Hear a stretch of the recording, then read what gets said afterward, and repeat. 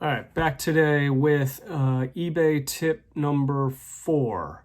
If you don't follow the channel or this is your first time finding us, I try to do tips and tricks on eBay and how to list things, how to sell things better, how to keep track of your inventory, and all sorts of things. So if you're looking for that kind of thing, or if you're just looking for information or what I sell on eBay and stuff like that, make sure you subscribe below and like the video. I try to put out a new tip every week. All right, that being said, this week we're going to focus on the importance of inventory and staying organized when you're selling on eBay. I have about 450 items listed on eBay right now. I think at the height of my listing, it sat around 500 or so. It kind of varies between 400 and 500 items. I sell mostly video games and video game related items, some vintage toys, some movies and things like that, VHS tapes. Mostly vintage stuff, as you can kind of see behind me here. This is my personal collection. The hard thing is when you have 500 items is keeping track of everything and knowing where items are and where to go get them once they sell. You don't want to have just a mess of stuff laying around that you have to dig through every single time something sells. You want to have some sort of system in place so that you can go right to where the things are and know exactly where each item is once they sell. And the very obvious thing to do is to get bins. Go to your local Home Depot, Target, even Facebook Marketplace. People are trying to get rid of, plastic bins all the time. Buy a bunch of bins, label them with numbers or letters or whatever you want to do. And once you list an item, note that the bin that you're going to place it in on the eBay listing, and then place it immediately in that bin. That way, when the item sells, you could see right there by the description on the orders page which bin it's in, and you could go to your bins and dig out the item and not have to dig around and find items that are just misplaced everywhere.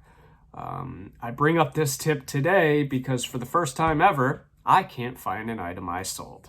Like I said, I've been doing this for about 20 years, off and on, more seriously for the last 4, maybe. Maybe 3 or 4.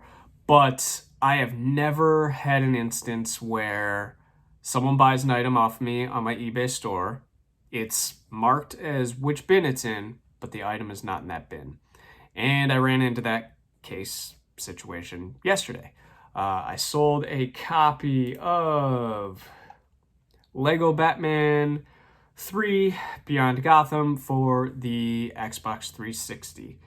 And it's supposed to be in my bin labeled C4, and it's not there. I do have a little bit of a kind of a unique way that I handle my workflow here, so I'll kind of show you guys how.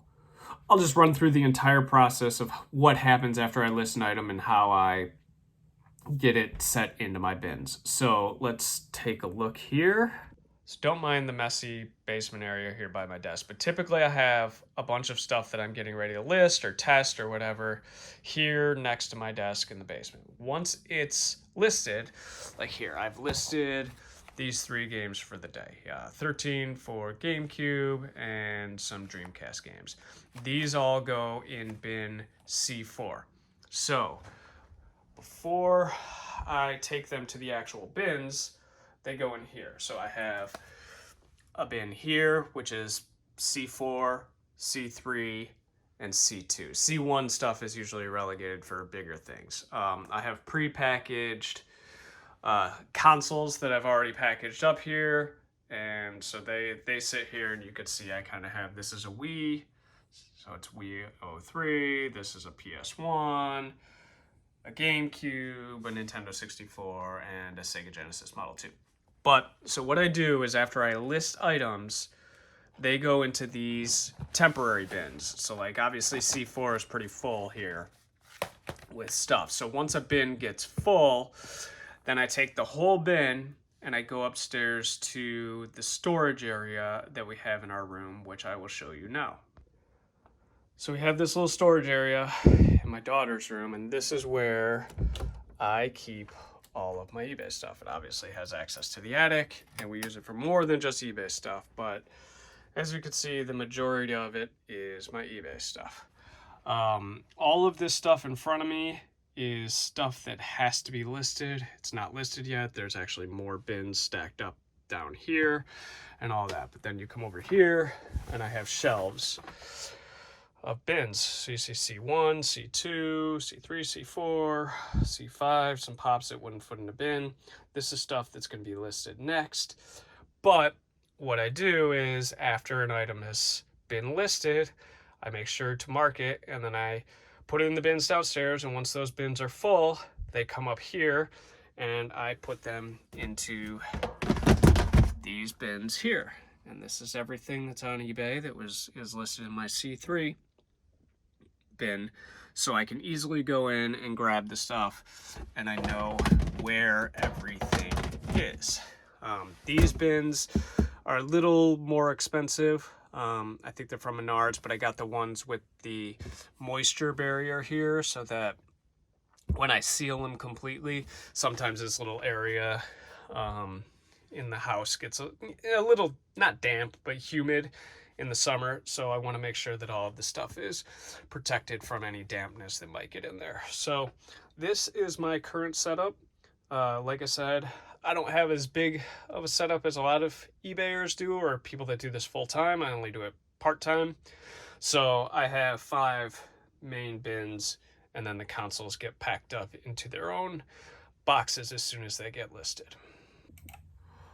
All right, so now that you've kind of seen how I organize things and the bins that they go in and the kind of the process that I use to list things, I just want to show you real quick on your listing pages where to add the bin number so that you can easily find it when you're going to ship things out. So if you look at my screen right here, here's my sales for the last 4 hours or whatever, or I guess I don't know, from yesterday till today. Not many sales, but you can see there's this custom label right here that tells me this is in bin C5, and this particular item is one of the old toys of mine and my brother's that we found at my parents' house. So we just split it all. So I just make sure to add this so that I know that it's something from my brother's. But typically, as you can see with like these, it's just C4 and C4. So I would go to bin C4 and pull it out. However, as I told you before, I can't find this item. I don't know where it is. I did a quick look through all of the bins. Thankfully, I don't have that many bins. So to look through 5 bins plus these kind of intermediate bins that I take upstairs to the main bins, and I couldn't find it. I don't remember selling it another time. Sometimes I double list things on Amazon, but usually when that's the case, I'll do C4-AZ so that I know I have to take the inventory off of Amazon.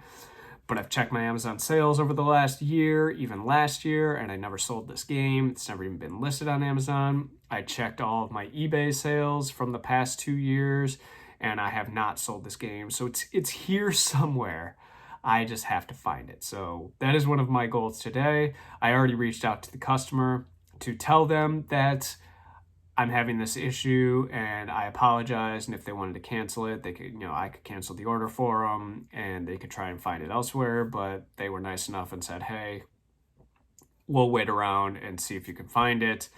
So that's what I'm going to do. The item is only, I sold it for $7 free shipping. So I'm going to make like $2 on this thing. It was probably in a lot of games that I bought looking for some of the other games in the lot to sell for more money. And a lot of people would probably just, ditch this one or trade it in to try and get something that sells better. But I sell everything. $2 is $2. So I'm good with that. But the fact that I could then also get a positive feedback from that is also very helpful. So the $2 is what it is, it'll pay for a couple envelopes down the road or whatever. But to have that extra positive feedback that people see, and then they can trust me as a seller, that is, kind of priceless in my eyes. You want to have those positive feedbacks to make people want to buy things from your site. So that's what I got today.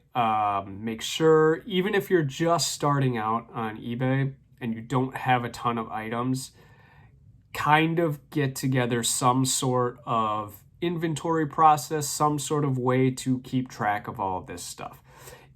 If you think you're going to get serious about it, you don't want to be down the road being like, oh crap, now I have to, put all this stuff into bins and label these bins and then go in and mark the custom labels on the eBay listings and figure all that out. Just start doing it from the beginning. Even if you're starting with one bin, that's all you need. Just put 1 on the bin, and then in this custom field, put the number 1.